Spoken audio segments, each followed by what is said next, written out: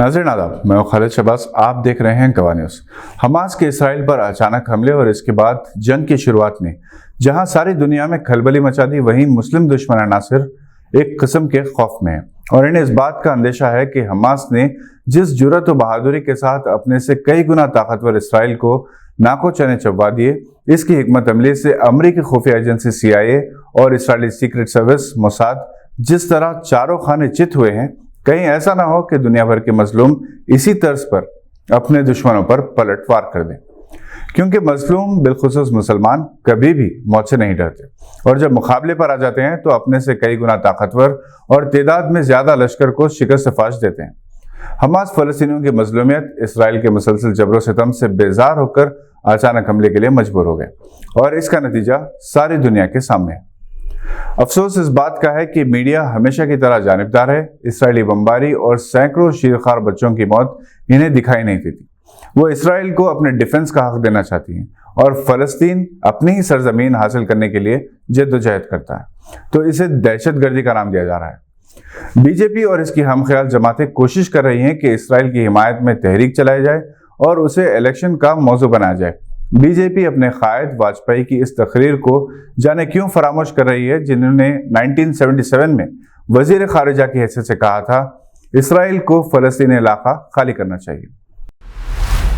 लेकिन मध्य पूर्व के बारे में यह स्थिति साफ है कि अरबों की जिस जमीन पर इजराइल कब्जा करके बैठा है वो जमीन उसको खाली करना होगी। आक्रमणकारी आक्रमण के फलों का उपभोग करे, ये हमें अपने संबंध में स्वीकार नहीं है, तो जो नियम हम पर लागू है वो औरों पर भी लागू होगा। अरबों की जमीन खाली होना चाहिए। जो फिलिस्तीन है, उनके जो फिलिस्तीनी हैं, उनके उचित अधिकारों की प्रस्थापना होना चाहिए। बेशतर ममालिक को मीडिया रूस के खिलाफ यूक्रेन की मुस्लिम जद्दोजहद करने वालों को हीरो करार देते रहे और मजलूम फलस्तीनियों को दहशतगर्द। ये दोहला मियार है। फलस्तीनियों को अगरचे के सख्त मुश्किलात का सामना है। गाजा पट्टी को करबला बना दिया गया, पानी, बिजली, खुराक की सप्लाई बंद कर दी गई, मगर इनके हौसलों को खत्म नहीं किया जा सकता। इनमें मजीद हिम्मत पैदा हुई जब सऊदी वली-ए-अहद वज़ीर आज़म मोहम्मद बिन सलमान ने ऐलान किया कि वो जायज हक के लिए फलस्तीन के साथ हैं।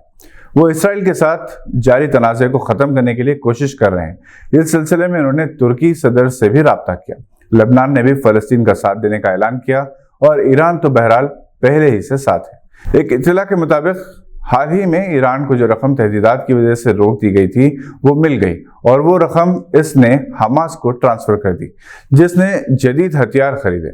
हमास ने इसराइल पर बेक वक्त जमीन, आसमान और बहरी रास्ते से हमले किए, जिसकी वजह से इंटेलिजेंस पूरी तरह से नाकाम हो गई और मिसाइली हमलों को रोकने वाला आयरन डोम काम नहीं कर पाया।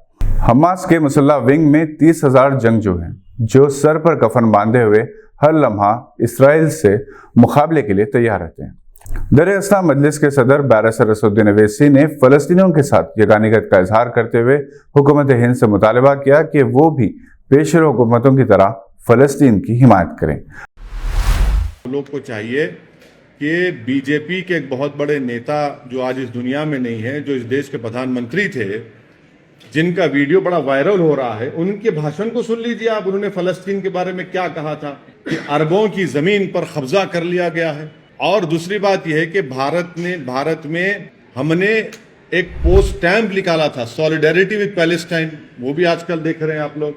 हमारी शुरू से पॉलिसी फलस्तीनियों की तायीद में रही है। इसमें शिफ्ट आया जब कांग्रेस की सरकार थी, उसमें एक शिफ्ट आया।